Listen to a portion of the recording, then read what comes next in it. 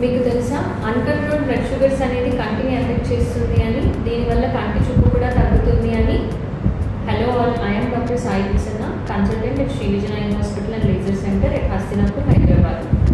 So మన బాడీలో insulin అనే హార్మోన్ సరిగ్గా ప్రొడ్యూస్ అవ్వకపోయినా లేదంటే సరిగ్గా పనిచేయకపోయినా బాడీలో ఉండే షుగర్ లెవెల్స్ అనేవి ఎక్కువ అవుతాయి. దీన్నే ఈ కండిషన్నే డయాబెటీస్ అని అంటారు. ఈ డయాబెటీస్ వల్ల వచ్చే 5 రకాల ఇష్యూస్నే డయాబెటిక్ ఐ డిసీజ్ అని అంటారు. సో దీంట్లో ముఖ్యంగా diabetic retinopathy, cataract, glaucoma, vascular occlusions ఇలాంటివన్నీ ఉంటాయి. సో యూజువల్గా డయాబెటీస్లో ఏమవుతుంది అంటే over a period of time sugars అనేవి ఎక్కువ అవ్వడం వల్ల కంటి వెనక భాగంలో ఉండే రెటినాలో చిన్న చిన్న రక్తనాళాలు అనేవి డ్యామేజ్ అవుతాయి. సో ఇలా డ్యామేజ్ అవ్వడం వల్ల ప్రోటీన్స్ కానీ షుగర్స్ కానీ బ్లడ్ లీక్ అవ్వడం వల్ల మెల్లగా చూపు అనేది తగ్గుతూ ఉంటుంది. సో ఇది చాలా స్లో ప్రాసెస్. సో పేషెంట్స్ కూడా జనరల్గా ఇలా చూపు తగ్గుతుంది అని సరిగా గమనించుకుంటూ ఉండరు.